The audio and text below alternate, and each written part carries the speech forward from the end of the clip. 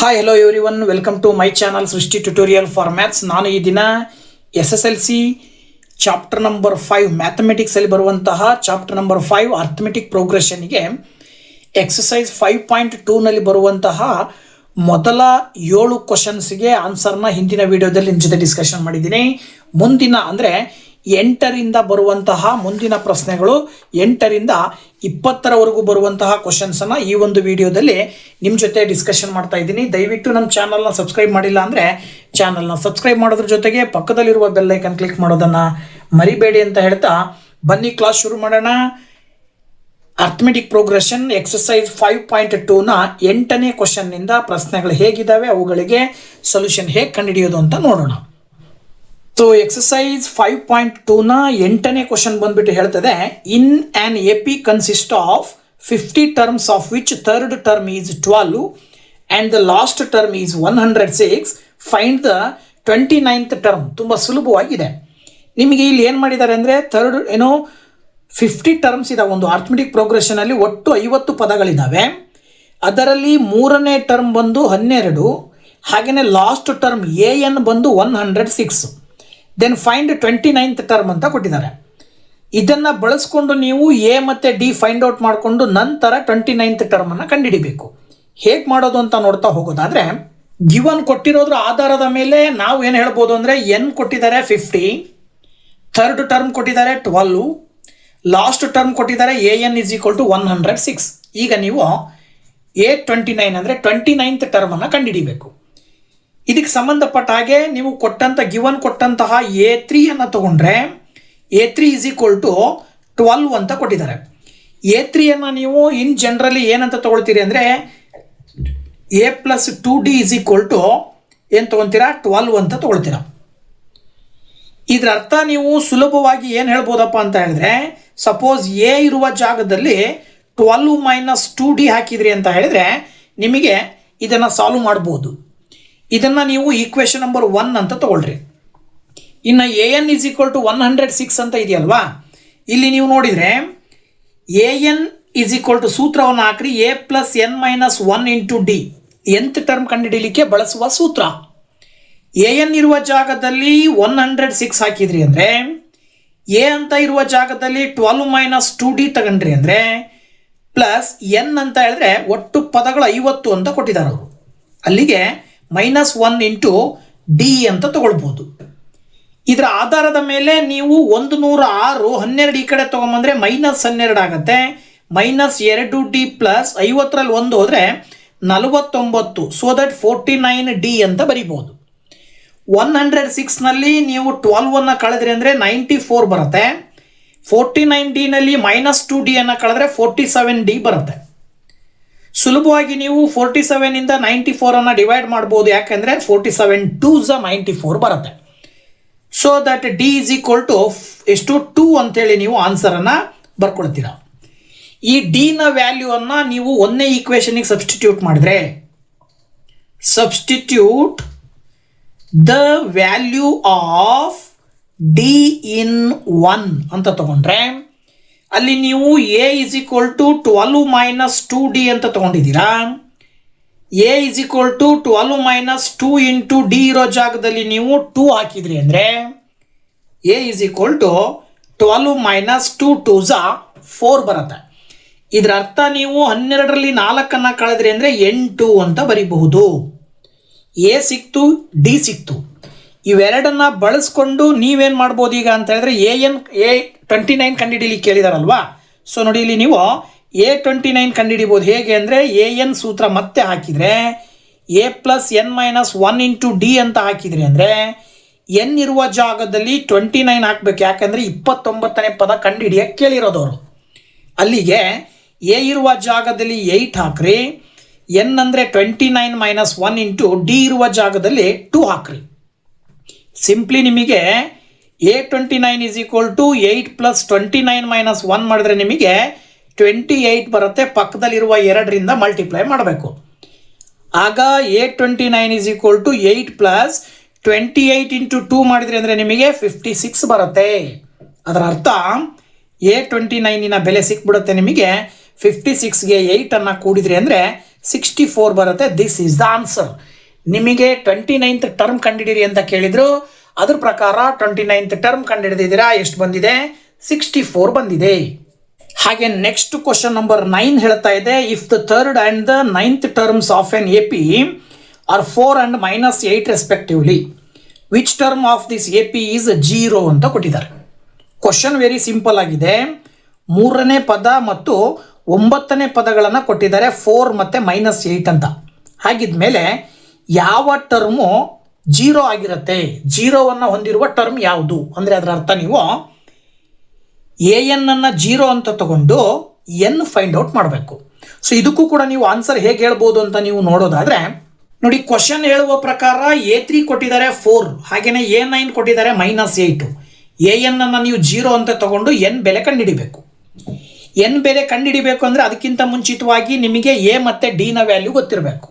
So ಏನು ಮತ್ತು D ನ ವ್ಯಾಲ್ಯೂವನ್ನು ನೀವು ಕಂಡುಹಿಡಿಬೇಕಂದ್ರೆ ಏನು ಮಾಡಿ ಅಂತ ಹೇಳಿದ್ರೆ, A3 ನ ಜನರಲ್ ಫಾರ್ಮನ್ನು ಬರ್ಕೊಂಡ್ರಿ ಅಂತ ಹೇಳಿದ್ರೆ A3 = 4 ಅಂತ ತಗೊಂಡು A3 ಅಂತ ಹೇಳಿದ್ರೆ A + 2D ಅಂತ ಬರುತ್ತೆ, that is equal to 4. Equation number 1 ಅಂತ ತಗೊಳ್ರಿ. ಅದೇ ರೀತಿನಲ್ಲಿ A9 ಕೊಟ್ಟಿದಾರಲ್ವಾ, A9 = -8 ಅಂತ ತಗೊಂಡ್ರಿ ಅಂದರೆ A9 ನ ಜನರಲ್ ಫಾರ್ಮ್ ಬರೀತೀರಾ A + 8D that is equal to -8. Equation number 2 ಅಂತ ತಗೊಳ್ರಿ. ಎಲಿಮಿನೇಷನ್ ಮೆಥಡ್ ನಿಮಗೆ ಹೆಲ್ಪ್ ಆಗುತ್ತೆ. ಇದರ ಆಧಾರದ ಮೇಲೆ ಏನು ಮಾಡ್ರಿ ಅಂತ ಹೇಳಿದ್ರೆ ಸಬ್ಟ್ರಾಕ್ಟ್ 1 from 2 ಅಂತ ತಗೊಳ್ರಿ. 1ಅನ್ನು 2ರಿಂದ ನೀವು ಕಳೀತಾ ಇದ್ದೀರಾ ಅಂತ ತಗೊಂಡ್ರೆ A + 8D = -8 ಮೇಲ್ಗಡೆ ಬರ್ಕೊಂಡು ಕೆಳಗಡೆ A + 2D = 4 ಅಂತ ಬರ್ಕೊಳ್ರಿ. ಕೆಳಗಡೆ ಇರುವ ಈಕ್ವೇಶನಿನ ಎಲ್ಲ ಚಿಹ್ನೆಗಳನ್ನು ಚೇಂಜ್ ಮಾಡಿದ ನಂತರ A ಕ್ಯಾನ್ಸಲ್ ಆಗಿಬಿಟ್ಟು 8ರಲ್ಲಿ 2ಅನ್ನು ಕಳಿತೀರಾ 6D ಬರ್ತದೆ. -8 -4 ಎರಡಕ್ಕೂ ಚಿಹ್ನೆ ಮೈನಸ್ ಇರೋದ್ರಿಂದ ಕೂಡ್ತೀರಾ -12 ಬರ್ತದೆ. 6ರಿಂದ -12ಅನ್ನು ಭಾಗಾಕಾರ ಮಾಡಿದ್ರಿ ಅಂದರೆ ನಿಮಗೆ ಡಿ ನ ಬೆಲೆ ಬಂದ್ಬಿಟ್ಟು -2 ಬರುತ್ತೆ.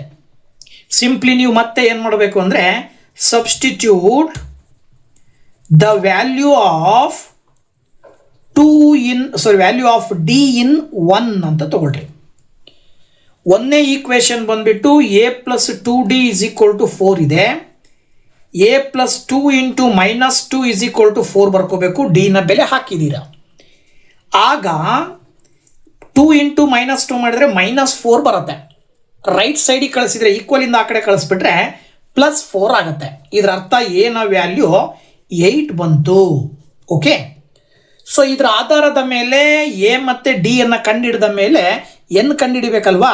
ಸೊ N ಕಂಡುಹಿಡಿಬೇಕು ಅಂತ ಹೇಳಿದ್ರೆ ನೀವೇನು ಮಾಡ್ರಿ ಈಗ ಅಂತ ಹೇಳಿದ್ರೆ AN = A + n - 1 × D ಸೂತ್ರವನ್ನು ಹಾಕ್ರಿ. ಈ AN ಜಾಗದಲ್ಲಿ 0 ತಗೊಳ್ರಿ. A ಅಂತ ಹೇಳಿದ್ರೆ ನಿಮಗೇನು ಬಂದಿದೆ? ಇಲ್ಲಿ 8 ಬಂದಿದೆ. N ಫೈಂಡ್ ಔಟ್ ಮಾಡಬೇಕು. D ಅಂತ ಹೇಳಿದ್ರೆ -2 ಬಂದಿದೆ. 8 ಈಕ್ವಲಿಂದ ಈ ಕಡೆ ತೊಗೊಂಬರ್ತೀರಾ -8 ಆಗುತ್ತೆ. 0 ಜೊತೆ ಸೇರಿಸಿದ್ರೆ -8 ಬರುತ್ತೆ. ಇಲ್ಲಿ ನೀವು -2ನ ಈಕ್ವಲಿಂದ ಈ ಕಡೆ ತೊಗೊಂಬಂದರೆ /-2 ಆಗುತ್ತೆ. ಇಲ್ಲಿ n - 1 ಮಾತ್ರ ಉಳ್ಕೊಳ್ಳುತ್ತೆ.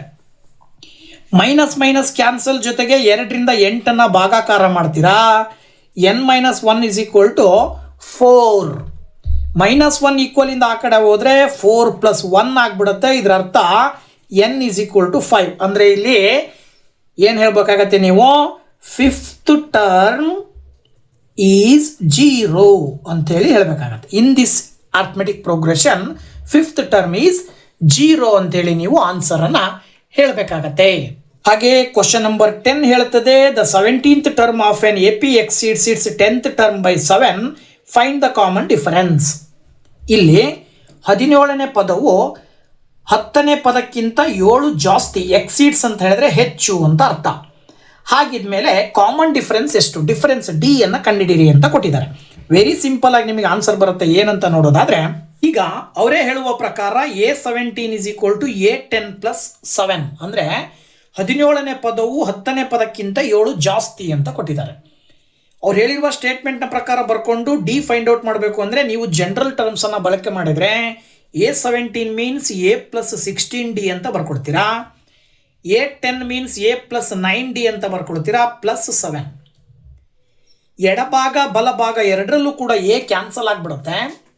16D ನಲ್ಲಿ 9D ಈ ಕಡೆ ತೊಗೊಂಬಂದರೆ -9D ಆಗುತ್ತೆ, ಈ ಕಡೆ 7 ಉಳ್ಕೊಳ್ಳುತ್ತೆ. ಈಗ ನೀವು 16 - 9 ಮಾಡಿಬಿಟ್ರೆ ಅಂದರೆ 7D = 7 ಬರುತ್ತೆ.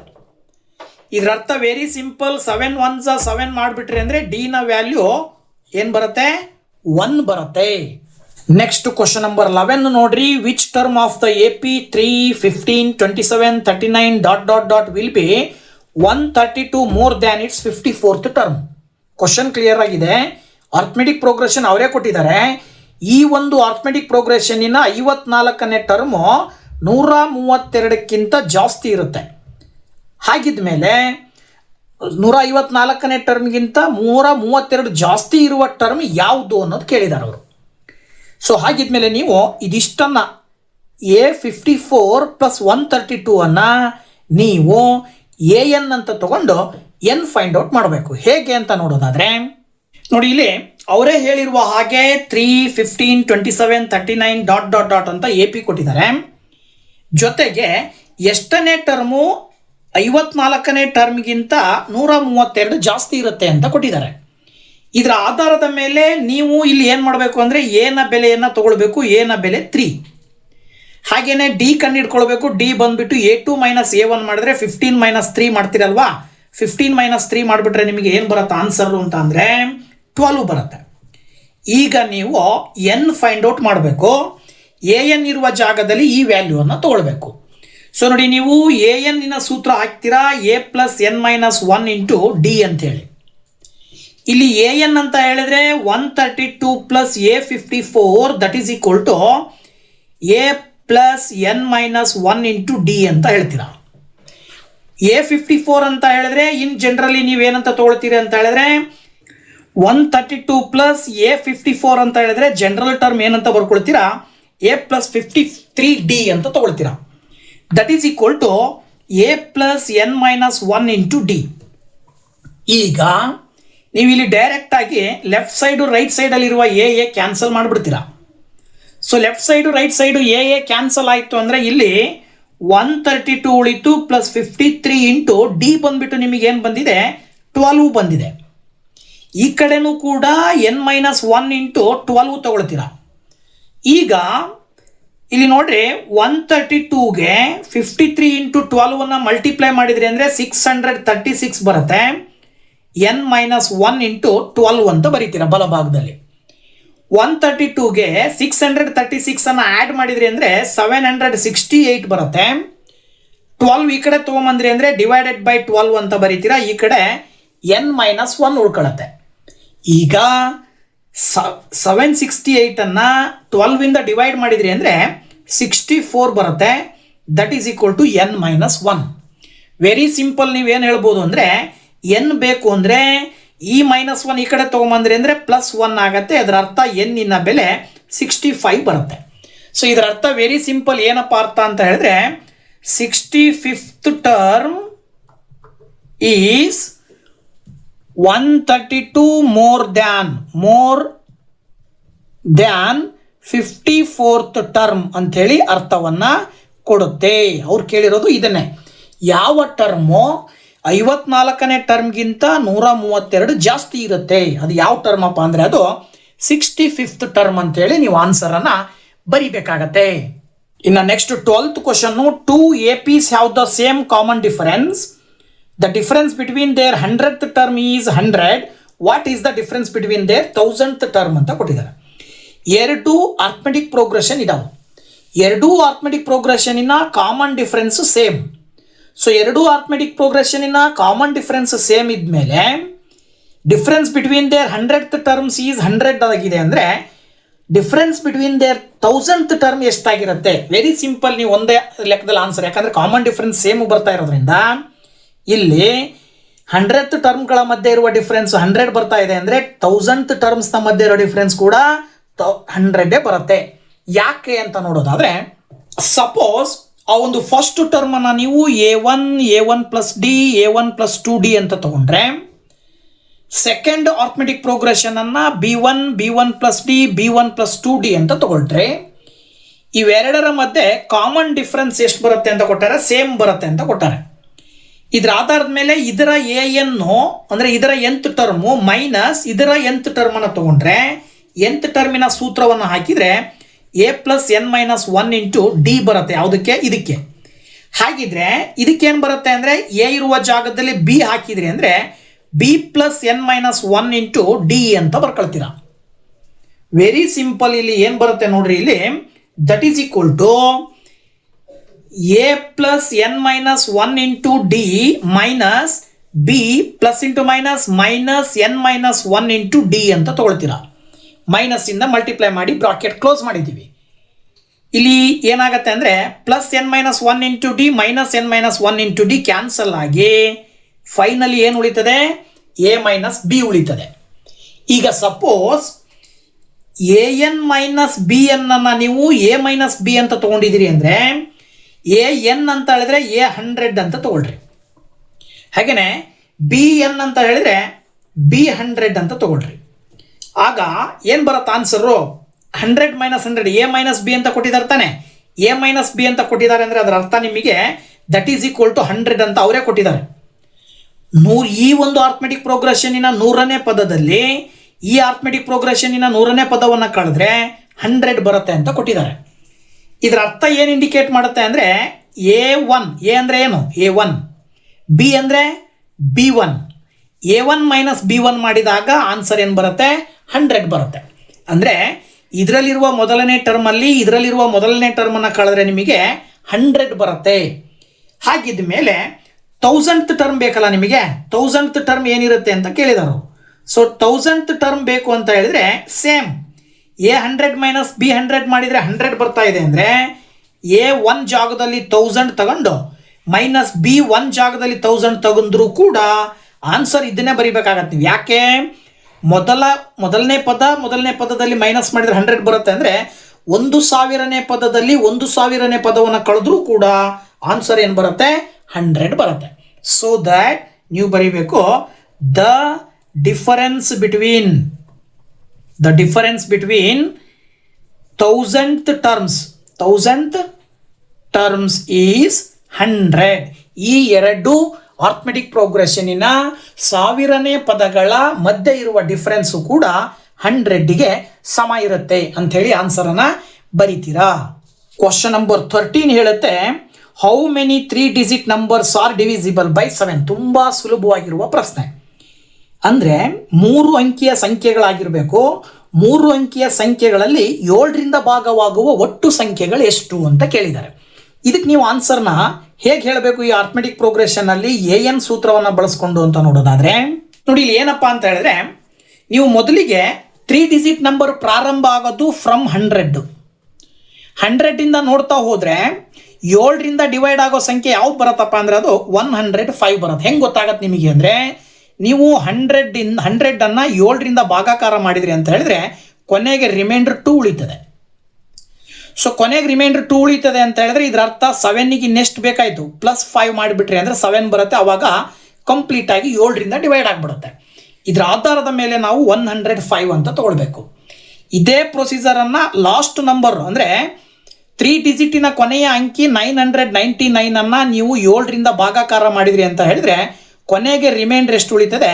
3 ಉಳಿತದೆ. ಓಕೆ, ಸೊ ಅಲ್ಲಿಗೆ ಇದರ ಅರ್ಥ ನೀವು ಈ 5 ಉಳಿತದೆ. ಈಗ ನೀವು 999ನಲ್ಲಿ 5 ಕಳೆದು ಬಿಟ್ರಿ ಅಂತ ಹೇಳಿದರೆ ಏನು ಉಳಿತದೆ? 994. ಸೊ 994 7ನಿಂದ ಡಿವೈಡ್ ಆಗುತ್ತೆ. ಇದರ ಆಧಾರದ ಮೇಲೆ ಫಸ್ಟ್ ಟರ್ಮ್ ತೊಗೊಳ್ತೀರಾ, ಅದಕ್ಕೆ 7 ಆ್ಯಡ್ ಮಾಡ್ತಾ ಬರಿತಾ ಹೋಗಿ ಲಾಸ್ಟ್ ಟರ್ಮನ್ನು 994 ಅಂತ ತೊಗೊಳ್ತೀರಾ. ಈಗ ಇದು ಆರ್ಥಮೆಟಿಕ್ ಪ್ರೋಗ್ರೆಷನ್ನಿಗೆ ಬಂತು. ಇದರ ಆಧಾರದ ಮೇಲೆ ಮೊದಲನೇ ಪದವನ್ನು ನೀವು 105 ಅಂತ ತಗೊಳ್ಬೇಕು. ಕಾಮನ್ ಡಿಫರೆನ್ಸ್ ಗೊತ್ತು ನಿಮಗೆ ಎಷ್ಟು? 7. ಕೊನೆಯ ಪದ an ಅನ್ನು ನೀವು 994 ತಗೊಂಡು n ಅನ್ನು ಕಂಡುಹಿಡಿದ್ರಿ ಅಂತ ಹೇಳಿದ್ರೆ ಅದೇನಾಗಿರುತ್ತೆ ಅಂದರೆ ಈ ಒಂದು 3 ಅಂಕಿಯ ಸಂಖ್ಯೆಗಳಲ್ಲಿ 7ರಿಂದ ಭಾಗವಾಗುವ ಒಟ್ಟು ಸಂಖ್ಯೆಗಳು ಸಿಗ್ತವೆ. ಇದರ ಆಧಾರದ ಮೇಲೆ an = a+n-1 ಇಂಟು ಡಿ ಫಾರ್ಮುಲಾವನ್ನು ನೀವು ಹಾಕಿದ್ರಿ ಅಂದರೆ an ಅಂತ ಹೇಳಿದ್ರೆ 994, a ಅಂತ ಹೇಳಿದ್ರೆ 105, n ಫೈಂಡ್ ಔಟ್ ಮಾಡಬೇಕು, ಡಿ ಅಂದರೆ 7. 105 ಈ ಕಡೆ ಬಂದರೆ 994 ಮೈನಸ್ 105 ಮಾಡ್ತೀರಾ, that is equal to n minus 1 into 7. 994 ಅಲ್ಲಿ 105 ಕಳೆದ್ರಿ ಅಂದರೆ 889 ಬರುತ್ತೆ. ಈ 7 ಈ ಕಡೆ ತೊಗೊಂಬರ್ರಿ, ಡಿವೈಡೆಡ್ ಬೈ 7 ಆಗುತ್ತೆ. ಇಲ್ಲಿ n ಮೈನಸ್ 1 ಉಳ್ಕೊಳ್ಳುತ್ತೆ. 7ರಿಂದ 889 ಭಾಗಾಕಾರ ಮಾಡಬೇಕಾಗತ್ತೆ. 7ರಿಂದ 889 ಭಾಗಾಕಾರ ಆಯಿತು ಅಂದರೆ 127 ಉಳಿತದೆ. -1 ಈ ಕಡೆ ತೊಗೊಂಬಂದ್ರಿ ಅಂದರೆ +1 ಆಗುತ್ತೆ. ಈ ಕಡೆ n ಮಾತ್ರ ಉಳ್ಕೊಳ್ಳುತ್ತೆ. ಇದರ ಅರ್ಥ ಏನಪ್ಪ ಅಂದರೆ ಎನ್ನಿನ ಬೆಲೆ 127 + 1 ಅಂದರೆ 128. ಸೊ ಇದರ ಅರ್ಥ ಏನಪ್ಪ ಅಂತ ಹೇಳಿದ್ರೆ 128 numbers are there between are there ಏನಂತ ಬರೀಬೋದು ಅಂದರೆ ದೇರ್ ಆರ್ 128 3 ಡಿಜಿಟ್ ನಂಬರ್ಸ್ ಅಂತ ಬರೀಬೇಕಾಗತ್ತೆ. ನೀವು ಏನಂತ ಹೇಳಿ there are 128 3 digit numbers are divided by 7 ಅಂತ. ಅಂದರೆ 7ರಿಂದ ಭಾಗವಾಗುವ ಒಟ್ಟು ಸಂಖ್ಯೆಗಳು ಎಷ್ಟಿದ್ದಾವೆ ಅಂದರೆ ಅವು 128 ಸಂಖ್ಯೆಗಳಿದ್ದಾವೆ. ಆ 128 ಸಂಖ್ಯೆಗಳು 7ರಿಂದ ಭಾಗ ಆಗ್ತವೆ, ಜೊತೆಗೆ ಅವು 3 ಅಂಕಿಯ ಸಂಖ್ಯೆಗಳಾಗಿರ್ತವೆ ಅಂತ ಅರ್ಥವನ್ನ ಕೊಡ್ತದೆ. ಕ್ವಶನ್ ನಂಬರ್ 14 ಬಂದ್ಬಿಟ್ಟು ಹೌ ಮೆನಿ ಮಲ್ಟಿಪಲ್ಸ್ ಆಫ್ 4 ಲೈ ಬಿಟ್ವೀನ್ 10 and 250. 13ನೇ ಪ್ರಶ್ನೆಯನ್ನು ಮಾಡಿದ ಹಾಗೇನೆ ಇಲ್ಲಿ ಮಲ್ಟಿಪಲ್ಸ್ ಅಂತ ಕೊಟ್ಟರೆ ಹಂಗಂದ್ರೂ ಕೂಡ ಅರ್ಥ ಅದೆಯಾ. 4ರಿಂದ ಭಾಗವಾಗುವ ಒಟ್ಟು ಸಂಖ್ಯೆಗಳು ಎಷ್ಟು? 10ರಿಂದ 250 ಮಧ್ಯೆ ಅಂತ ಕೊಟ್ಟಿದ್ದಾರೆ. ಇದಕ್ಕೆ ನೀವೇನು ಮಾಡಬೇಕಾಗತ್ತೆ? ಸೊ ನೋಡಿ, ಇಲ್ಲೂ ಕೂಡ ನೀವು 10ರ ಮುಂದ್ಗಡೆ ಇರುವ 4ರಿಂದ ಭಾಗ ಆಗುವ ಮೊದಲನೇ ಸಂಖ್ಯೆ ಬಂದ್ಬಿಟ್ಟು 12, ನಂತರ 16, 20 ಕಂಟಿನ್ಯೂ ಮಾಡಿ 250ರ ಹಿಂದ್ಗಡೆ ಇರುವ ಕೊನೆಯ ಸಂಖ್ಯೆ ಯಾವುದಪ್ಪ 4ರಿಂದ ಭಾಗ ಆಗೋದು ಅಂದರೆ ಅದು 248. ಈಗ ಇದರಲ್ಲಿರುವ ಮೊದಲನೇ ಟರ್ಮು 12 ಅಂತ ತಗೊಳ್ರಿ. ಕಾಮನ್ ಡಿಫ್ರೆನ್ಸ್ 16ರಲ್ಲಿ 12 ಕಳೆದ್ರೆ ನಿಮಗೆ 4 ಬರುತ್ತೆ. ಲಾಸ್ಟ್ ಟರ್ಮನ್ನು 248 ಅಂತ ತಗೊಂಡು n ಫೈಂಡ್ ಔಟ್ ಮಾಡಬೇಕು. ಸೇಮ್ ಮೇಲ್ಗಡೆ ಮಾಡಿರುವ ಲೆಕ್ಕದ ಹಾಗೆ an is equal to a plus n minus 1 into D ಅಂತ ತಗೊಂಡು an ಅಂದರೆ 248, a ಅಂತ ಹೇಳಿದ್ರೆ 12, n ಮೈನಸ್ 1 ಇಂಟು ಡಿ ಅಂತ ಹೇಳಿದ್ರೆ 4. 248 12 ಈ ಕಡೆ ಬಂದರೆ -12, that is equal to n minus 1 into 4. 248 minus 12 ಮಾಡಿದ್ರಿ ನಿಮಗೆ 248 ಅಲ್ಲಿ 12ನ ಕಳೆದ್ರಿ ಅಂದರೆ 236 ಬರುತ್ತೆ. 4 ಈ ಕಡೆ ತೊಗೊಂಬಂದ್ರಿ ಅಂದರೆ ಡಿವೈಡೆಡ್ ಬೈ 4 ಆಗುತ್ತೆ. ಇಲ್ಲಿ n ಮೈನಸ್ 1 ಮಾತ್ರ ಉಳ್ಕೊಳ್ಳುತ್ತೆ. ಈಗ ನೀವು 4ರಿಂದ 236 ಭಾಗಾಕಾರ ಮಾಡಿದ್ರಿ ಅಂತ ಹೇಳಿದ್ರೆ 59 ಬರುತ್ತೆ. -1 ಈ ಕಡೆ ತೊಗೊಂಬಂದ್ರೆ +1 that is equal to n. ಇದರ ಅರ್ಥ ನೀವು n ಈಸ್ ಈಕ್ವಲ್ ಟು 60 ಅಂತ ಬರೀಬಹುದು. ಸೊ ದಟ್ ನೀವು ಇಲ್ಲಿ ಹೇಳ್ಬೋದು ಏನಂತ ಹೇಳಿ, there are 60 numbers, there are 60 numbers which are the multiples of 4, which are the multiples of 4 in between 10 and 250 ಅಂತೇಳಿ ಆನ್ಸರನ್ನು ಬರೀಬೇಕಾಗತ್ತೆ. ಅಂದರೆ 10ರಿಂದ 250 ಮಧ್ಯೆ ಸುಮಾರು 60 ಸಂಖ್ಯೆಗಳಿದ್ದಾವೆ 4ರಿಂದ ಭಾಗವಾಗುವಂತಹ ಒಟ್ಟು ಸಂಖ್ಯೆಗಳು ಅಂಥೇಳಿ ಆನ್ಸರ್ನ ಬರೀತೀರಾ 14ನೇ ಪ್ರಶ್ನೆಗೆ. ನೆಕ್ಸ್ಟ್ 15th ಕ್ವಶನ್ ತುಂಬಾ ಸುಲಭವಾಗಿದೆ. For what value of n are the nth terms of 2 APs 63, 65, 67 dot dot and 3, 10, 17 ... equal ಅಂತ ಕೊಟ್ಟಿದ್ದಾರೆ. ಅಂದರೆ ಇಲ್ಲಿ ಈ ಅರ್ಥಮೆಟಿಕ್ ಪ್ರೋಗ್ರೆಷನ್ ಎರಡೂ ಪ್ರೋಗ್ರೆಷನಲ್ಲೂ ಸೇಮ್ ನಂಬರ್ ಬರಬೇಕು. ಅದು ಎಷ್ಟನೇ ಪದ ಎರಡರಲ್ಲೂ ಸೇಮ್ ನಂಬರ್ ಬರುತ್ತೆ ಅಂತ ಕೊಟ್ಟಿದ್ದಾರೆ. ಸೊ ಇದಕ್ಕೆ ನೀವು ಹೇಗೆ ಕಂಡುಹಿಡಿಬೇಕು ಆನ್ಸರ್ ಅಂತ ನೋಡೋದಾದರೆ ಇಲ್ಲಿ ನೀವು ಏನು ಮಾಡ್ಕೋಬೇಕಾಗತ್ತೆ ಅಂದರೆ ಎರಡೂ ಅರ್ಥಮೆಟಿಕ್ ಪ್ರೋಗ್ರೆಷನನ್ನು ಅಕ್ಕಪಕ್ಕದಲ್ಲಿ ಬರ್ಕೊಳ್ರಿ. ಮೊದಲನೇ ಪ್ರೋಗ್ರೆಷನ್ನು 63, 65, 67 ... ಎರಡನೇ ಪ್ರೋಗ್ರೆಷನ್ನು 3, 10, 17 ... ಇದರಲ್ಲಿರುವ ಮೊದಲನೇ ಪದವನ್ನು ನೀವು 63 ಅಂತ ತಗೊಂಡ್ರೆ ಕಾಮನ್ ಡಿಫರೆನ್ಸ್ ಬೇಕು ಅಂದರೆ 65 - 63 ಮಾಡ್ತೀರಾ. 65 - 63 ಮಾಡಿದ್ರೆ ನಿಮಗೆ 2 ಬರುತ್ತೆ. ಕಾಮನ್ ಡಿಫರೆನ್ಸ್ 2 ಬಂತು. ಈ ಕಡೆ ಫಸ್ಟ್ ಟರ್ಮ್ ಬಂದ್ಬಿಟ್ಟು 3, ಕಾಮನ್ ಡಿಫರೆನ್ಸ್ ಅಂದರೆ 10 - 3 ಮಾಡಿದ್ರೆ ನಿಮಗೆ ಏನು ಬರುತ್ತೆ 7 ಬರುತ್ತೆ. ಸೊ ಇದರ ಆಧಾರದ ಮೇಲೆ ನೀವು ಇಲ್ಲಿ an ಸೂತ್ರವನ್ನು ಹಾಕ್ತೀರಾ. an = a + n - 1 into D. As it is ಈ ಕಡೆನೂ ಕೂಡ an = a + n - 1 into D ಅಂತ ಹಾಕ್ತೀರಾ. ಇಲ್ಲಿ ವ್ಯಾಲ್ಯೂ ಸಬ್ಸ್ಟಿಟ್ಯೂಟ್ ಮಾಡ್ತೀರಾ. ವ್ಯಾಲ್ಯೂ ಸಬ್ಸ್ಟಿಟ್ಯೂಟ್ ಮಾಡಿದ್ರಿ ಅಂದರೆ 63 plus n minus 1 into D ಅಂದರೆ 2. ಈ ಕಡೆನೂ ವ್ಯಾಲ್ಯೂ ಸಬ್ಸ್ಟಿಟ್ಯೂಟ್ ಮಾಡಿದ್ರಿ ಅಂತ ಹೇಳಿದ್ರೆ 3 ಪ್ಲಸ್ n ಮೈನಸ್ 1 ಇಂಟು 7. ನೋಡಿ ಎನ್ ಯಾವ ಪದ ಅಂದರೆ ಇದರ ಅರ್ಥ ಎನ್ ಇದ್ರ ಬೆಲೆ ಏನು ಬೇಕೋ ಇದ್ರ ಬೆಲೆ ಅದೇ ಬರಬೇಕು ಅಂದರೆ ಎನ್ ಎಷ್ಟು ಅಂತ ಕಂಡುಹಿಡಿಬೇಕು. ಅಂದರೆ ಎಷ್ಟನೇ ಪದ ಆಗಿರುತ್ತೆ ಅಂತ ಅರ್ಥ.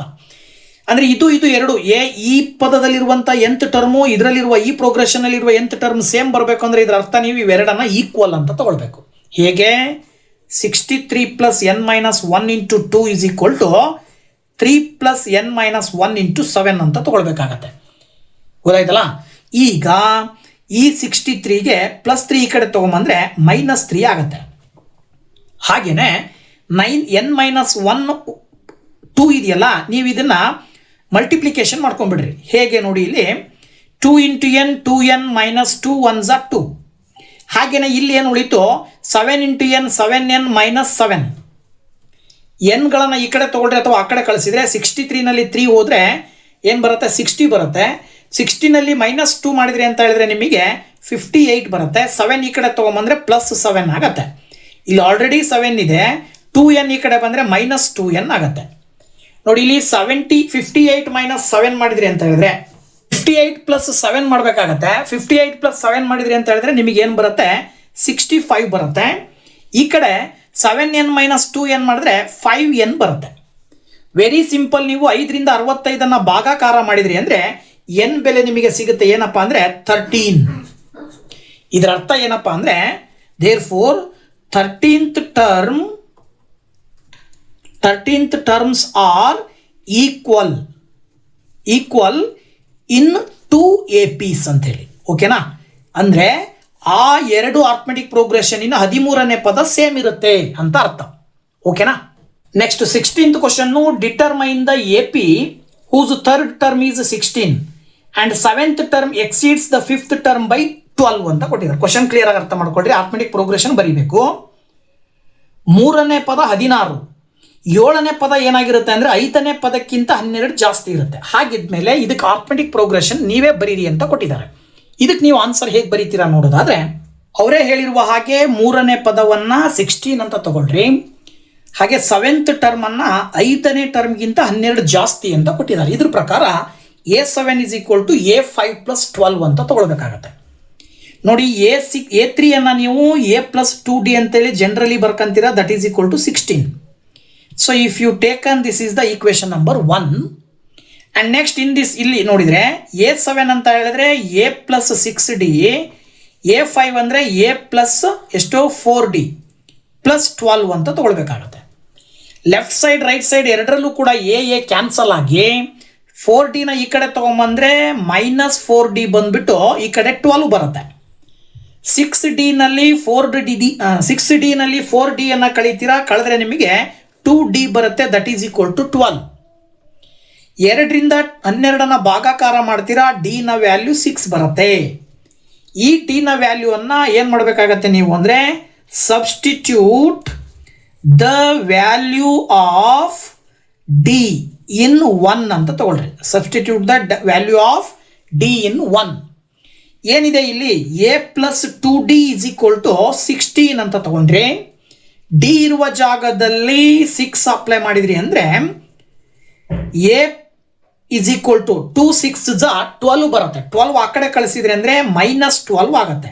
ಇದರ ಅರ್ಥ 16 ಮೈನಸ್ 12 ಮಾಡಿದ್ರಿ ಅಂದರೆ 4 ಬರುತ್ತೆ. ಡಿ ಸಿಕ್ತು, ಎ ಸಿಕ್ತು. ಇದರ ಆಧಾರದ ಮೇಲೆ ದ ಅರ್ಥಮೆಟಿಕ್ ಪ್ರೋಗ್ರೆಷನನ್ನು ಬರೀರಿ ಅಂತ ಕೊಟ್ಟಿದ್ದಾರೆ. ಸೊ ಅರ್ಥಮೆಟಿಕ್ ಪ್ರೋಗ್ರೆಷನನ್ನು ಬರೀಬೇಕಾದಾಗ ನೀವು ಜನರಲ್ ಟರ್ಮ್ಸನ್ನು ಬರ್ಕೊಳ್ಬೇಕು. ಮೊದಲನೇ ಟರ್ಮನ್ನು ಎ ಅಂತ ತಗೊಳ್ತೀರಿ, 2ನೇ ಟರ್ಮನ್ನು A ಪ್ಲಸ್ ಡಿ ಅಂತ ತಗೊಳ್ತೀರಿ, 3ನೇ ಟರ್ಮನ್ನು A ಪ್ಲಸ್ 2D ಅಂತ ತಗೊಳ್ತೀರಿ.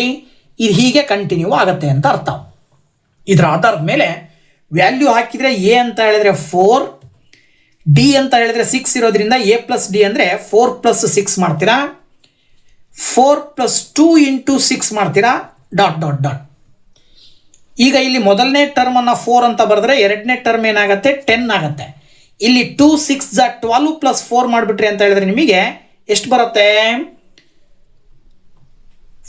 16 ಬರುತ್ತೆ. 4 10 16 ಡಾಟ್ ಡಾಟ್ ಡಾಟ್ ಅಂತೇಳಿ 16ನೇ ಪ್ರಶ್ನೆಗೆ ಆರ್ಥಮೆಟಿಕ್ ಪ್ರೋಗ್ರೆಷನ್ ಬರೀರಿ ಅಂತ ಕೇಳಿದ್ರಲ್ವಾ, ಆರ್ಥಮೆಟಿಕ್ ಪ್ರೋಗ್ರೆಷನ್ ಬಂತು. ಇದೇ ಎಕ್ಸಸೈಸಿನ 17th question, find the 20th term from the last term of the AP ಅಂತ ಕೊಟ್ಟಿದ್ದಾರೆ. AP ಅವರೇ ಕೊಟ್ಟಿದ್ದಾರೆ. 3 8 13 dot dot dot 253, last term 253. ಈ ಲಾಸ್ಟ್ ಟರ್ಮ್ 253 ಇಂದ ಹಿಂದೆ 20ನೇ ಟರ್ಮ್ ಎಷ್ಟು ಅಂತ ಕೇಳಿದ್ದಾರೆ ಅವರು. ಇದನ್ನ ಹೇಳಬೇಕು ಅಂದ್ರೆ ಏನು ಮಾಡಬೇಕಾಗತ್ತೆ ನೋಡಿ, ಇಲ್ಲಿ ಏನು ಮಾಡ್ರಪ್ಪ ನೀವು ಅಂತ ಹೇಳಿದ್ರೆ ಅವ್ರು ಕೊಟ್ಟಿರುವಂಥ ಅರ್ಥಮೆಟಿಕ್ ಪ್ರೋಗ್ರೆಷನ್. ಇದಕ್ಕೆ ನೀವೇನು ಮಾಡಬೇಕು ಅಂತ ಹೇಳಿದ್ರೆ ಈಗ ನೀವು ಉಲ್ಟಾ ಬರ್ಕೊಳ್ಬೇಕು.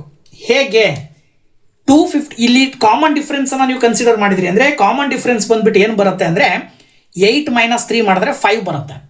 ಇದರ ಆಧಾರದ ಮೇಲೆ AP ನ ರಿವರ್ಸ್ ಮಾಡಿ ಬರ್ಕೊಳ್ಬೇಕು. Reverse AP, okay,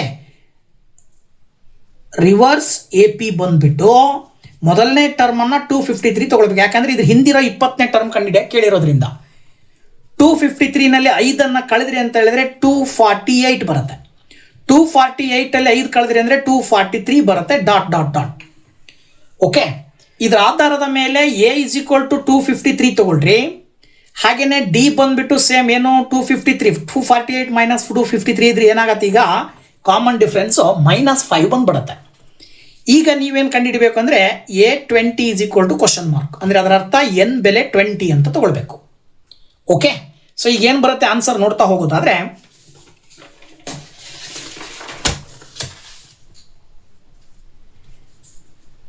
AN = A + n - 1 × D ಸೂತ್ರವನ್ನು ಹಾಕಿಬಿಟ್ಟು AN ಅಂತ ಹೇಳಿದ್ರೆ ನೀವು A20 ಫೈಂಡ್ ಔಟ್ ಮಾಡಬೇಕಾಗಿರೋದು.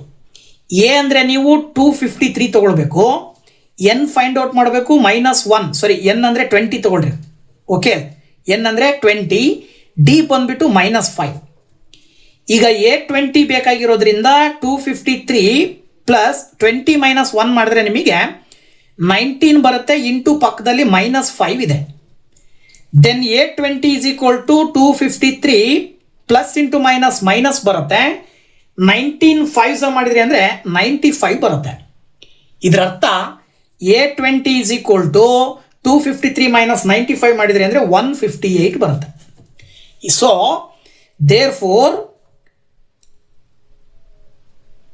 ಏನಂತ ಬರೀಬಹುದು ಅಂತ ಹೇಳಿದ್ರೆ 158 is the 20th term of the last term. 20th term from the ಅಂತ ತಗೊಳ್ರಿ, from the last term of the AP ಅಂತೇಳಿ ಆನ್ಸರ್ ಅನ್ನ ಬರಿಬೇಕಾಗತ್ತೆ. Next 18th question, the sum of the 4th and 8th terms of an AP is 24 and the sum of the 6th and 10th terms is 44. Find the first 3 terms of the AP. ನೋಡಿ, 4 ಮತ್ತು 8ನೇ ಪದಗಳ ಮೊತ್ತ 24, 6 ಮತ್ತು 10ನೇ ಪದಗಳ ಮೊತ್ತ 44 ಆದರೆ ಮೊದಲ 3 ಪದಗಳನ್ನು ಕಂಡುಹಿಡಿಯಿರಿ ಅಂತ ಅರ್ಥ. ಇದಕ್ಕೆ ನೀವು ಆನ್ಸರ್ ಹೇಗೆ ಹೇಳ್ತೀರಾ? ಕ್ವಶನ್ ಹೇಳುವ ಹಾಗೆ A4 + A8 = 24 ಕೊಟ್ಟಿದ್ದಾರೆ, A6 + A10 = 44 ಕೊಟ್ಟಿದ್ದಾರೆ. ಇದರ ಆಧಾರದ ಮೇಲೆ A4 ನ general farm A + 3D, A8 ನ general farm A + 7D = 24. Same ಅದೇ ರೀತಿ ಈ ಕಡೆ A + 5D + A + 9D = 44. ಇಲ್ಲಿ A + A ಅಂದರೆ 2A ಬರುತ್ತೆ, 3 + 7 ಅಂದರೆ 10D ಬರುತ್ತೆ, 24 ಅಂತ ತಗೊಳ್ತೀರಾ. ಇದನ್ನ ಈಕ್ವೇಶನ್ ನಂಬರ್ 1. ಇಲ್ಲೂ ಅಷ್ಟೇ A + A ಅಂತ ಹೇಳಿದ್ರೆ 2A ಬರುತ್ತೆ, 5 + 9 ಅಂದರೆ 14D ಬರುತ್ತೆ, ದಟ್ ಈಸ್ = 44. Equation number 2. ಮತ್ತೆ ನೀವು ಎಲಿಮಿನೇಷನ್ ಮೆಥಡ್ ಅನ್ನು ಬಳಕೆ ಮಾಡಬೇಕು. ಏನು ಮಾಡ್ಬೋದು ಅಂತ ಹೇಳಿದ್ರೆ ನೀವು ಸಬ್ಟ್ರಾಕ್ಟ್ ಏನಂತ ಹೇಳ್ಬೋದು 1 from 2 ಅಂತ ತಗೊಳ್ರಿ. 1ಅನ್ನು 2ರಿಂದ ಕಳಿಬೇಕು ಅಂತ ಕನ್ಸಿಡರ್ ಮಾಡಿದ್ರೆ 2A + 14D = 44 ತಗೊಂಡು ಕೆಳಗಡೆ 2A + 10D = 24 ತಗೊಂಡು ಕೆಳಗಡೆ ಇರುವ ಈಕ್ವೇಶನ್ ಅನ್ನ ಚಿಹ್ನೆಗಳನ್ನು ಚೇಂಜ್ ಮಾಡಿ 2A ಕ್ಯಾನ್ಸಲ್ ಆಗುತ್ತೆ, 14 - 10 ಮಾಡಿದ್ರೆ 4D ಬರುತ್ತೆ, 44 - 24 ಮಾಡಿದ್ರೆ 20 ಬರುತ್ತೆ. 4ರಿಂದ 20 ಭಾಗಿಸ್ತೀರಾ, 4 5 20 ಬರೋದ್ರಿಂದಾಗಿ ಡಿ ನ ವ್ಯಾಲ್ಯೂ 5 ಬಂತು. ಈ ಡಿ ನ ವ್ಯಾಲ್ಯೂ ಅನ್ನ substitute the value of D in 1 ಅಂತ ತಗೊಂಡ್ರಿ ಅಂದರೆ ಮೊದಲನೇ ಸಮೀಕರಣ 2a plus 10d is equal to 24. Then 2a plus 10 into 5 is equal to 24. So ಈಗ 24 10 5 ಮಾಡಿದ್ರೆ ಏನು ಬರುತ್ತೆ? 50 ಬರುತ್ತೆ. 50ನ ಈಕ್ವಲಿಂದ ಆ ಕಡೆ ಕಳಿಸಿದ್ರೆ -50 ಆಗುತ್ತೆ. ನೋಡಿ ಏನು ಬರುತ್ತೆ ಇಲ್ಲಿ ಆನ್ಸರ್ ಅಂತ ಹೇಳಿದ್ರೆ 2a ಇಸ್ ಈಕ್ವಲ್ ಟು 24 - 50 ಮಾಡಿಬಿಟ್ರೆ -26 ಬರುತ್ತೆ. 2ರಿಂದ -26 ಭಾಗಾಕಾರ ಮಾಡಿದ್ರಿ ಅಂದರೆ ಎನ ವ್ಯಾಲ್ಯೂ -13 ಬರ್ತದೆ. ಸೊ ಎನ ವ್ಯಾಲ್ಯೂ -13 ಬಂದ ಮೇಲೆ ನಿಮಗೆ ಎ ಮತ್ತು ಡಿ ಸಿಕ್ಕ ಮೇಲೆ ಏನು ಕಂಡುಹಿಡಿಯಕ್ಕೆ ಕೇಳಿದ್ದಾರೆ? ದ 3 ಟರ್ಮ್ಸ್ ಅಂತ ಕೇಳಿದಾರೆ ತಾನೆ. 3 terms of an A P ಅಂತ ಕೊಟ್ಟಿದ್ದಾರೆ. ಆ ಒಂದು ಟರ್ಮಿನ ಆ ಒಂದು ಎ ಪಿಯ 3 ಟರ್ಮ್ಸ್ಗಳನ್ನು ಹೇಳೋದಾದರೆ ಮೊದಲನೇ ಟರ್ಮನ್ನು ಎ, ಎರಡನೇ ಟರ್ಮನ್ನು ಎ ಪ್ಲಸ್ ಡಿ, ಮೂರನೇ ಟರ್ಮನ್ನು ಎ ಪ್ಲಸ್ 2d ಅಂತ ತಗೊಳ್ತೀವಿ. ಇದರ ಆಧಾರದ ಮೇಲೆ ಎ ಅಂತ ಹೇಳಿದ್ರೆ -13, ಎ ಪ್ಲಸ್ ಡಿ ಅಂದರೆ -13 + 5, ಹಾಗೆಯೇ ಎ ಪ್ಲಸ್ 2d ಅಂದರೆ -13 + 2 × 5. ಸಿಂಪ್ಲಿಫೈ ಮಾಡಿ ಬರೆದ್ರೆ -13 + 5 ಮಾಡಿದ್ರೆ ಅಂದರೆ -8, -13 2 5s 10 ಬರುತ್ತೆ. 10 - 13 ಮಾಡಿದ್ರೆ -3 ಬರ್ತದೆ. ನಿಮಗೆ ಮೂರೇ ಪದಗಳನ್ನು ಕೇಳಿರೋದ್ರಿಂದ ಆ 3 ಪದಗಳು ಯಾವಪ್ಪ ಅಂದರೆ -3 -8 -13 -8 -3 ಅಂಥೇಳಿ ಬರಿಬೇಕಾಗತ್ತೆ. ನೆಕ್ಸ್ಟ್ 19th ಕ್ವಶನ್ ಬಂದ್ಬಿಟ್ಟು Subbarao started work in 1995 at an annual salary of ₹5,000 and received an increment of ₹200 each year. In which year did his income reach 7,000? ಅಂದರೆ ಸುಬ್ಬರಾವು ಒಂದು ಕಂಪ್ನಿನಲ್ಲಿ ಕೆಲಸ ಮಾಡ್ತಾ ಇದ್ದಾನೆ. ಅವನಿಗೆ ಪ್ರತಿ ತಿಂಗಳು ₹5,000 ಸಂಬಳ ಕೊಡ್ತಾರೆ. 1995 ಸ್ಟಾರ್ಟ್ ಮಾಡಿದ. ಪ್ರತಿ ವರ್ಷ ₹200 ಇನ್ಕ್ರಿಮೆಂಟು, ಪ್ರತಿ ವರ್ಷ ₹200 ಜಾಸ್ತಿ ಮಾಡ್ತಾರೆ ಒಂದು ಸಂಬಳಕ್ಕೆ. ಹಾಗಿದ್ಮೇಲೆ ಅವನ ಸಂಬಳ ಯಾವ ವರ್ಷದಲ್ಲಿ 7,000 ಆಗತ್ತೆ? ಸೊ ಇದು ಅರ್ಥಮೆಟಿಕ್ ಪ್ರೋಗ್ರೆಷನ್ ರೂಪದಲ್ಲಿ ಬರೋದ್ರಿಂದಾಗಿ ಇದನ್ನು ಸುಲಭವಾಗಿ ನೀವು ಕಂಡುಹಿಡಿಯಬಹುದು. ಹೇಗೆ ಅಂತ ನೋಡೋದಾದ್ರೆ ಅವ್ರ ಕ್ವಶನ್ ಹೇಳಿರುವ ಪ್ರಕಾರ ಫಸ್ಟ್ ಇಯರ್ ಸ್ಯಾಲ್ರಿ ಇನ್ 1995 1995ರಲ್ಲಿ ಅವನ ಸಂಬಳ 5,000, ಇನ್ಕ್ರಿಮೆಂಟ್ ಬಂದು ₹200. ಇದರ ಆಧಾರದ ಮೇಲೆ ಇಯರ್ ಬೈ ಇಯರ್ ಅವನ ಸಂಬಳ ಏನೇನಾಗ್ತಾ ಹೋಗುತ್ತೆ ಅಂದರೆ ಮೊದಲನೇ ವರ್ಷ 5,000, ಎರಡನೇ ವರ್ಷಕ್ಕೆ 5,200, ಮೂರನೇ ವರ್ಷಕ್ಕೆ 5,400, ಹೀಗೆ ಯಾವುದೋ ಒಂದು ವರ್ಷದಲ್ಲಿ 7,000 ಪೇಮೆಂಟ್ ಆಗುತ್ತೆ. 7,000 ಪೇಮೆಂಟ್ ಆಗುವ ವರ್ಷ ಯಾವುದು ಅಂತ ಕೇಳಿರೋದ್ರಿಂದ ಎನ್ ಫೈಂಡ್ ಔಟ್ ಮಾಡಬೇಕು. 5,000ವನ್ನು ಎ ಅಂತ ತಗೊಳ್ಬೇಕು. ಇನ್ಕ್ರಿಮೆಂಟ್ ಆಗುವ ₹200 ನೀವು ಕಾಮನ್ ಡಿಫರೆನ್ಸ್ ಅಂತ ತಗೊಳ್ಬೇಕು. ಎ ಎನ್ ಅನ್ನು ನೀವು 7,000 ಅಂತ ತಗೊಳ್ಬೇಕು. ಇಲ್ಲಿ ನೀವು ಎ ಎನ್ ಫಾರ್ಮುಲಾ ಹಾಕಿದರೆ ಎ ಎನ್ ಅಂತ ಹೇಳಿದ್ರೆ ನೀವು ಎಷ್ಟು ತಗೊಳ್ತೀರಾ? 7,000. ಎ ಅಂತ ಹೇಳಿದ್ರೆ 5,000. ಎನ್ ಫೈಂಡ್ ಔಟ್ ಮಾಡಬೇಕು. ಡಿ ಅಂದರೆ 200. ಮೈನಸ್ ಬರುತ್ತಿದೆ ಈ ಕಡೆ ಬಂದರೆ -5,000 ಆಗುತ್ತೆ. ಇಲ್ಲಿ n - 1 × 200 ಆಗುತ್ತೆ. 7,000 - 5,000 ಮಾಡೋದ್ರಿಂದ 2,000. 200 ಈ ಕಡೆ ತೊಗೊಂಬಂದ್ರೆ divided by 200 is equal to n - 1. 0 0 cancel ಆಗೋದ್ರ ಜೊತೆಗೆ 2 10s 20 ಬರುತ್ತೆ. ಕಂಪ್ಲೀಟ್ ಆಗಿ 10 ಆಯಿತು. -1 ಈ ಕಡೆ ತೊಗೊಂಬಂದ್ರಿ ಅಂದರೆ 10 + 1 ಆಗುತ್ತೆ. ಇದರ ಅರ್ಥ n ಇಸ್ ಈಕ್ವಲ್ ಟು 11. ಅಂದರೆ 11 ವರ್ಷಗಳ ನಂತರ ಅವನ ಸಂಬಳ 7,000 ಆಗುತ್ತೆ. 11 ವರ್ಷಗಳ ನಂತರ ಅವನ ಸಂಬಳ 7,000 ಆಗ್ತಾ ಇದೆ ಅಂದರೆ ನೀವೇನು ಮಾಡಬೇಕಾಗತ್ತೆ? Very simple. ಏನು ಮಾಡ್ತೀರಾ ಅಂದರೆ 1995ನಿಂದ ಪ್ರಾರಂಭ ಆಗಿದೆ ಅಂದರೆ 1995 ಸೇರಿಸ್ಕೊಂಡು ಅದಕ್ಕೆ ನೀವು 11 ಆ್ಯಡ್ ಮಾಡಿದ್ರಿ ಅಂದರೆ ಏನು ಬರುತ್ತೆ ಅಂದರೆ 2005 ಬರುತ್ತೆ. ಸೊ ದ್ಯಾಟ್ ನೀವು ಹೇಳಬೇಕಾಗತ್ತೆ ಏನಂತ ಹೇಳಿ, ಇನ್ 2005 ಹಿಸ್ ಸ್ಯಾಲರಿ ಈಸ್ 7,000. ಓಕೆನಾ? 2005ಕ್ಕೆ ಅವನ ಸಂಬಳ ಎಲ್ಲಿಗೆ ಬರುತ್ತೆ? ₹7,000 ಬರುತ್ತೆ. ಓಕೆ, ಸೊ 20ನೇ ಕ್ವಶನ್ ಹೇಳ್ತಾ ಇದೆ, ಲಾಸ್ಟ್ ಕ್ವಶನ್ ಎಕ್ಸಸೈಸ್ ಇಂದು. Ramkali saved ₹5 in the first week of a year and then increased her weekly savings by ₹1.75. If in the nth week her weekly savings become 20.75, find n ಅಂತ ಕೊಟ್ಟಿದ್ದಾರೆ. Question clear ಇದೆ. ಪ್ರತಿದಿನ ₹5 ಏನು ಮಾಡ್ತಾ ಇದ್ದಾನೆ ಅವನು? ಪ್ರತಿ ವಾರನೂ ಕೂಡ ₹5 ಸೇವ್ ಮಾಡ್ತಾ ಇದ್ದಾನೆ. ಹಾಗೆ ಸೇವ್ ಮಾಡ್ತಕ್ಕಂಥ ಸಂದರ್ಭದಲ್ಲಿ ಏನಾಗುತ್ತೆ ಅಂದರೆ ನೆಕ್ಸ್ಟು ದಿನಗಳಲ್ಲಿ ತನ್ನ ಒಂದು ಸೇವಿಂಗ್ಸ್ನ ಪ್ರಮಾಣವನ್ನು ಜಾಸ್ತಿ ಮಾಡ್ಕೊತಾರೆ. ಎಷ್ಟು? ಪ್ರತಿ ವಾರ 1.75 ರೂಪೀಸ್ ಜಾಸ್ತಿ. ಮೊದಲನೇ ವಾರ 5 ರೂಪಾಯಿ, ಎರಡನೇ ವಾರ 5 ರೂಪಾಯಿಗೆ 1.75 ಸೇರಿಸಿದ್ರೆ 6.7 ರೂಪೀಸ್ ಜಾಸ್ತಿ ಸೇವ್ ಮಾಡೋದು. ಪ್ರತಿ ವಾರ 1.75 ರೂಪೀಸ್ನ ಸೇವ್ ಜಾಸ್ತಿ ಮಾಡ್ಕೊಳ್ತಾ ಹೋದರೆ ಯಾವ ವಾರದಲ್ಲಿ ಅವಳು ಸೇವ್ ಮಾಡಿರುವ ಹಣ 20.75 ರೂಪೀಸ್ ಆಗಿರುತ್ತೆ. ಸೇಮ್ ಇದು ಕೂಡ 19ನೇ ಪ್ರಶ್ನೆಯ ರೂಪದಲ್ಲೇ ನೀವು ಮಾಡಬೇಕಾಗತ್ತೆ. ಹೇಗೆ ಅಂತ ನೋಡೋದಾದರೆ ನೀವೇನು ತಗೊಳ್ಬೇಕಂದ್ರೆ ಸೇವಿಂಗ್ಸ್ ಆಫ್ ಫಸ್ಟ್ ವೀಕನ್ನು ನೀವು ₹5 ಅಂತ ತೊಗೊಳ್ತೀರಾ.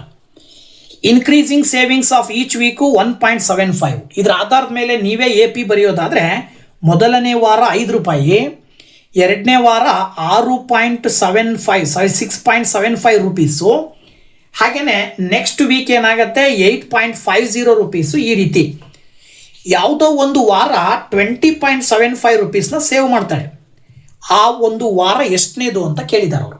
ಅಂದರೆ ಇದರ ಅರ್ಥ ಎನ ಬೆಲೆಯನ್ನು ನೀವು 5 ಅಂತ ತಗೊಳ್ಬೇಕು, ಡಿನ ಬೆಲೆಯನ್ನು 1.75 ಅಂತ ತಗೊಳ್ಬೇಕು, ಎನ್ನು ನೀವು 20.75 ತಗೊಳ್ಬೇಕು, ಎನ್ ಫೈಂಡ್ ಔಟ್ ಮಾಡಬೇಕು. ಸೊ ಈಗ ನೀವು AN = A + n - 1 × D ಫಾರ್ಮುಲಾವನ್ನು ಹಾಕಿದ್ರಿ ಅಂದರೆ AN ಇರುವ ಜಾಗದಲ್ಲಿ 20.75 that is equal to 5 + n - 1 × D ಅಂದರೆ 1.75. ಸಿಂಪ್ಲಿಫೈ ಮಾಡ್ತಾ ಹೋದರೆ 20.75 n 5 ಈ ಕಡೆ ತೊಗೊಂಬಂದರೆ -5 ಆಗುತ್ತೆ, n - 1 × 1.75. 20.75 ಅಲ್ಲಿ 5 ಲೆಸ್ ಮಾಡಿದ್ರಿ ಅಂದರೆ 15.75 ಬರುತ್ತೆ. 1.75 ಡಿವೈಡೆಡ್ ಬೈ ತೊಗೊಂಡ್ರೆ ಅಂದರೆ ಈ ಕಡೆ ತೊಗೊಂಬಂದ್ರಿ ಅಂದರೆ ಡಿವೈಡೆಡ್ ಬೈ 1.75 ಆಗುತ್ತೆ. ಈಗ n - 1 ಉಳ್ಕೊಳ್ಳುತ್ತೆ. ಸುಲಭವಾಗಿ ನೀವು 1.75ನಿಂದ 15.75ನ ನೀವು ಹೊಡೆದ್ರಿ ಅಂದರೆ 9 ಬರುತ್ತೆ. -1 ಈ ಕಡೆ ತೊಗೊಂಬಂದರೆ +1 ಆಗುತ್ತೆ. ಅಲ್ಲಿಗೆ n ಬೆಲೆ 9 + 1 ಮಾಡಿಬಿಟ್ರೆ 10 ಬರುತ್ತೆ. ಇದರ ಅರ್ಥ ಏನಪ್ಪ ಅಂತ ಹೇಳಿದ್ರೆ ಆಫ್ಟರ್ 10 ವೀಕ್ಸ್ ಏನು ಹೇಳಿ, after 10 weeks she save 20.75 rupees ಅಂತ ಹೇಳಿ ನೀವು ಬರಿಬೇಕಾಗತ್ತೆ. 10 ವಾರಗಳ ನಂತರ ಅವಳು ₹20.75 ಸೇವ್ ಮಾಡ್ತಾಳೆ ಒಂದು ವಾರದಲ್ಲಿ ಅಂತೇಳಿ ಅರ್ಥ ಕೊಡುತ್ತೆ. ಓಕೆನಾ? ಸೊ ಈ ಒಂದು ವಿಡಿಯೋದಲ್ಲಿ ಎಕ್ಸಸೈಸ್ 5.2ನಲ್ಲಿ ಬರುವಂತಹ 8th ಕ್ವಶನ್ನಿಂದ 20th ಕ್ವಶನ್ ತನಕ ಬರುವ ಎಲ್ಲ ಪ್ರಶ್ನೆಗಳನ್ನು ನಿಮ್ಮ ಜೊತೆ ಹಂಚ್ಕೊಂಡಿದ್ದೀನಿ. ಸೊ ವಿಡಿಯೋ ಇಷ್ಟ ಆದರೆ ಲೈಕ್ ಮಾಡಿ, ಶೇರ್ ಮಾಡಿ, ಹಾಗೆ ಕಮೆಂಟ್ ಮಾಡಿ ಅಂತ ಹೇಳ್ತಾ ನೆಕ್ಸ್ಟ್ ಎಕ್ಸಸೈಸ್ನ ವಿಡಿಯೋ ಕ್ವಶನ್ಸ್ನೊಂದಿಗೆ ನೆಕ್ಸ್ಟ್ ವಿಡಿಯೋದಲ್ಲಿ ಬರ್ತೀನಿ. ಅಲ್ಲಿ ತನಕ ವೆಯ್ಟ್ ಮಾಡ್ತಾ ಇರಿ ಅಂತ ಹೇಳ್ತಾ once again thank you very much. Bye bye.